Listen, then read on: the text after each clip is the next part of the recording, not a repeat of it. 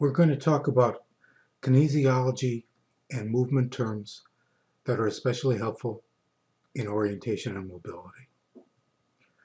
The terms, in some way, may seem very formal to you, and they are. They're specific definitions. I'm going to try to make them as user-friendly as I can by talking about some examples as we go through these that'll make it a little easier to understand them.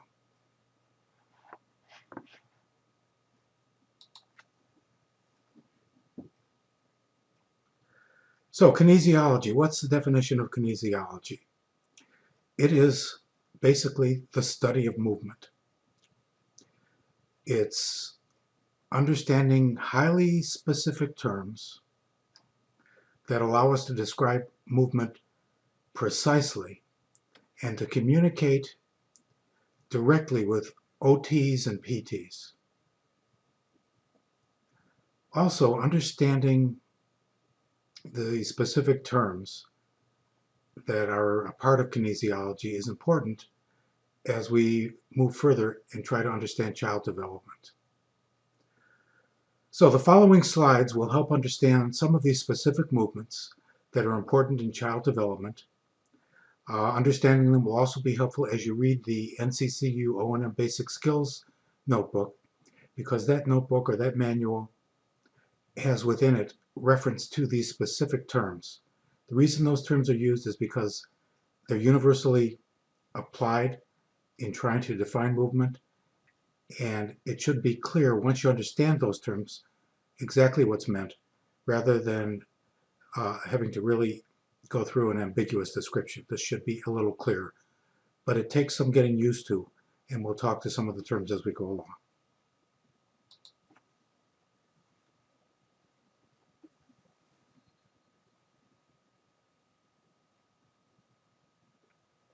This first group of terms relates to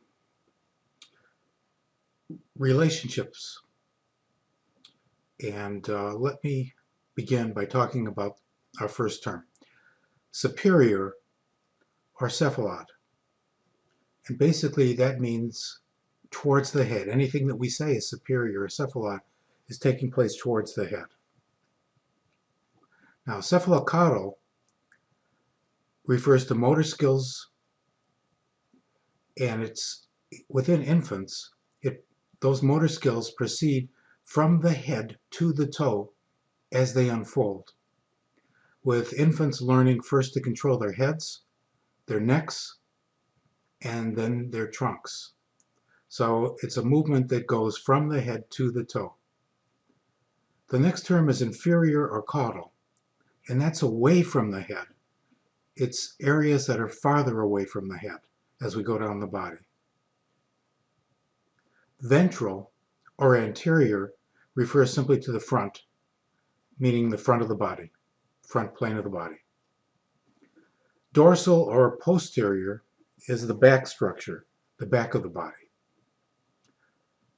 Proximal is towards the beginning, and in contrast, distal is away from the beginning.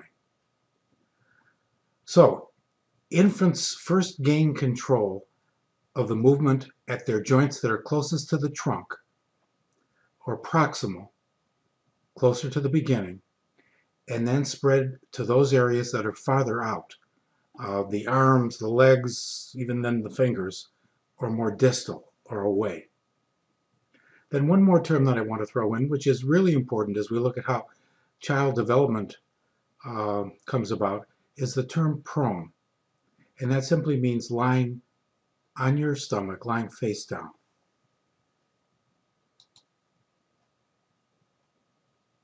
Planes of the body. And I'm going to try to get my laser pointer for this. Okay, but we'll start by talking about different positions as starting points. And we need to talk about them as starting points because all of the movement that we're going to describe is in relation to those starting points. So it's important to know, what the origin is. So the fundamental standing position is a starting point. That's where the individual is standing erect, straight up and down, with the feet slightly separated and parallel, or with the heels touching and the toes pointed slightly outward, either way.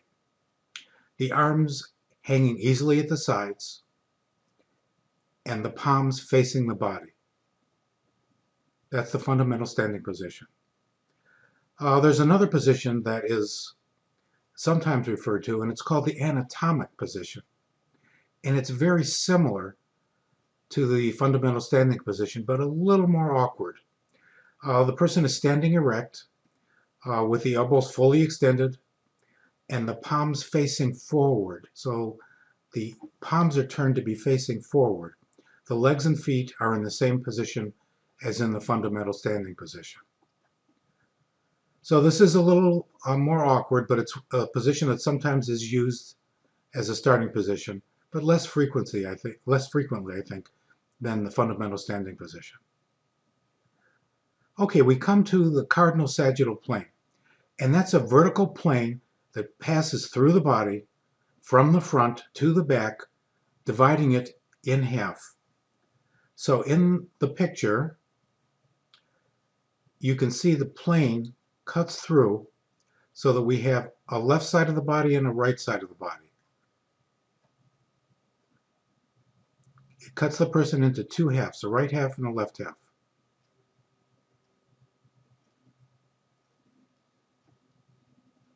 The frontal or lateral plane is a vertical plane passing through the body from side to side, dividing it into a front half and a back half.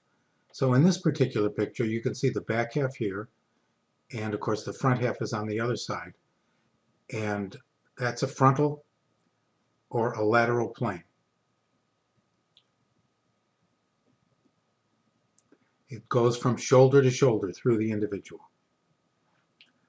Okay, then we go to the horizontal or the transverse plane.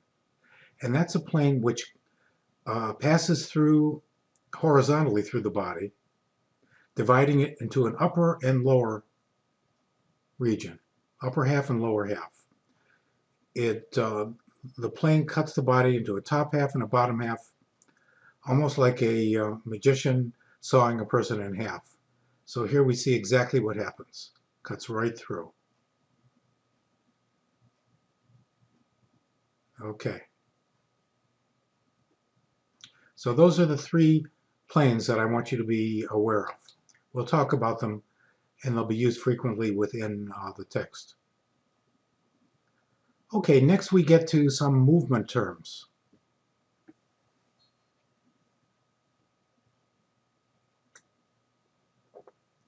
Some of these seem to be a little harder to understand, but I'm going to try to give some examples to make it clearer.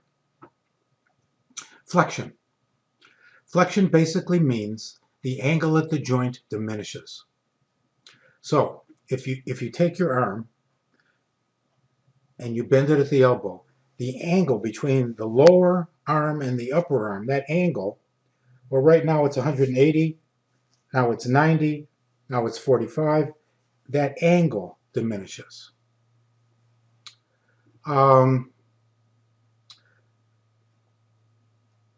The only exception to that may be the shoulder, but we won't go into much detail on that. Then there is a term extension. And extension means the return from flexion. So if you have flexed your arm at the elbow, extension basically is bringing it back to where it was before. There's also a term called hyperextension. And hyperextension is the continuation of extension beyond the starting point. Obviously, with your arm, you can only go so far. You can't bring it any further. The same with your knee. If you bent your knee, you can only go so far in bringing it back to its original position. But think about your neck. You can flex it, diminishing this angle. You can extend your head, bringing it back to the original position, or you can hyperextend and go beyond where you first started. You can do the same thing with your wrist, and that becomes important when you're using a cane. You can flex, you can extend, and you can hyperextend. Okay. Next term is abduction. and that means movement away from the midline or the sagittal plane of the body. So if I'm moving my hand this way, away from myself, that's abduction. I'm reaching out to the side with my arms. Now, in contrast to that, we have adduction. And it almost sounds like what it is. It's adding on. It's movement towards the midline of the body. So it's moving the hand towards the center. If I'm holding a cane and I'm holding the cane in the center, I'm adducting my hand. We also have lateral flexion, and that refers to lateral bending, and that could be the head or the trunk. Then I'm bending from one side to the other side. We also have rotation as a term, and the fancy definition is rotary movement of a segment about its own longitudinal axis. In outward rotation, the anterior aspect turns laterally. In inward rotation, it turns medially, but basically it's movement around the central axis. Another term is supination. And supination is outward and inward rotation of the forearm. And basically, it's turning, so your forearm is turning inward, your palm is facing upward. So if your palms are up, it's supination. In some ways, you can remember it by thinking of with supination, you can hold a bowl of soup in your hand. Okay. Pronation is the exact opposite. It's the inward rotation of the forearm, and it's basically palms down.